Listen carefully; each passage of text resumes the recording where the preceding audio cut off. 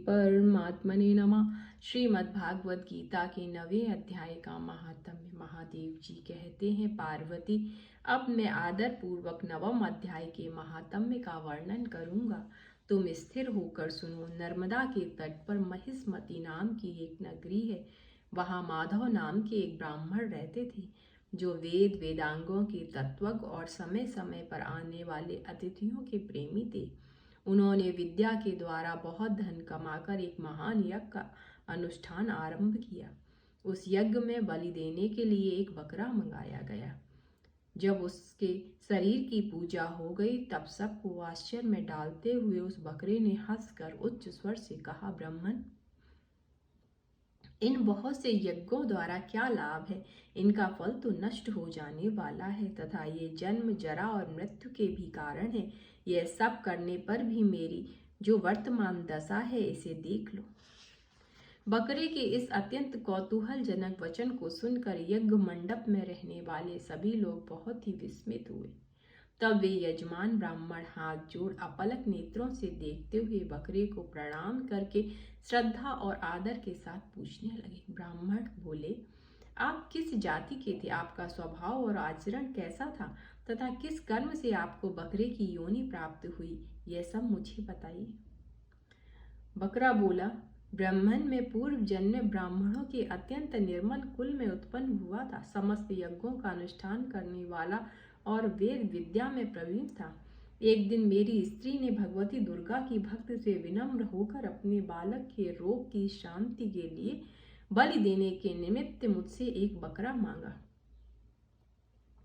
तत्पश्चात जब चंडिका के मंदिर में वह बकरा मारा जाने लगा, उस समय उसकी माता ने मुझे शाप दिया, ओ ब्राह्मणों में नीच पापी, तू मेरे बच्चे का वध करना चाहता, इसलिए तू भी बकरे की योनि में जन्म लेगा। दुष्श्रेष्ठ, तब कालवश मृत्यु को प्राप्त होकर मैं बकरा हुआ। यद्यपि मैं पशु योनि में पड़ा हूँ, तो भी मुझे अपने पूर्व जन्मों का स्मरण बना हुआ है।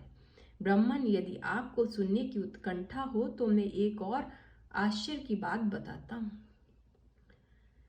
कुरुक्षेत्र नाम का एक नगर है, जो मोक्ष प्रदान करने वाला है। वहां चंद्रशर्मा नामक एक सूर्यवंशी राजा राज्य करते थे।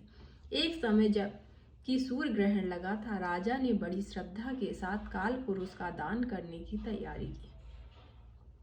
उन्होंने वेद वेदांगों के पारगामी एक विद्वान ब्राह्मण को बुलवाया और पुरोहित के साथ वे तीर्थ के पावन जल से स्नान करने को चले। तीर्थ के पास पहुंचकर राजा ने स्नान किया और 2 वस्त्र धारण किए।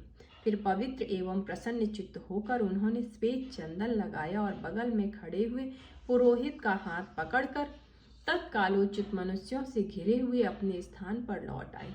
आने पर राजा ने यथोचित विधि से भक्ति पूर्वक ब्राह्मण को काल पुरुष का दान किया।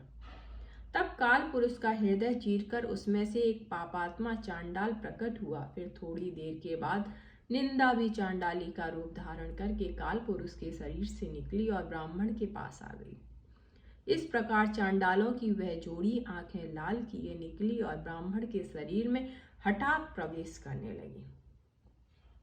ब्राह्मण मन ही मन गीता के 9वें अध्याय का जप करते थे और राजा चुपचाप यह सब कौतुक देखने लगे। ब्राह्मण के अंतःकरण में भगवान गोविंद शयन करते थे, वे उन्हीं का ध्यान करने लगे।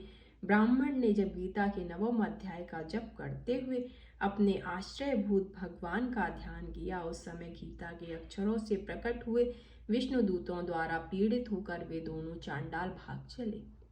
उनका उद्योग निष्फल हो गया। इस प्रकार इस घटना को प्रत्यक्ष देखकर राजा के नेत्र आश्चर्य से चकित हो उठे। उन्होंने ब्राह्मण से पूछा, विप्रवर, इस महाभयंकर आपत्ति को आपने कैसे पार किया? आप किस मंत्र का जप तथा किस देवता का स्मरण कर रहे थे?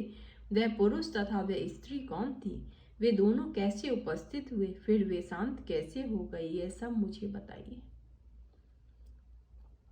ब्राह्मण ने कहा, राजन, चांडाल का रूप धारण करके भयंकर पाप ही प्रकट हुआ था तथा वह स्त्री निंदा की साक्षात मूर्ति थी।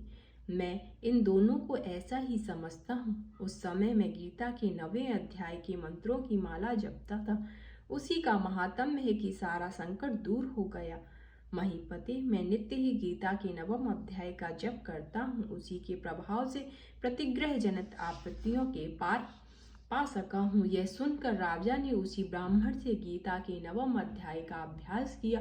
फिर वे दोनों ही परम शांति मोक्ष को प्राप्त हो गए। यह सुनकर ब्राह्मण ने बकरे को बंधन से मुक्त कर दिया और गीता के 9वें अध्याय के अभ्यास से परम गति को प्राप्त किया।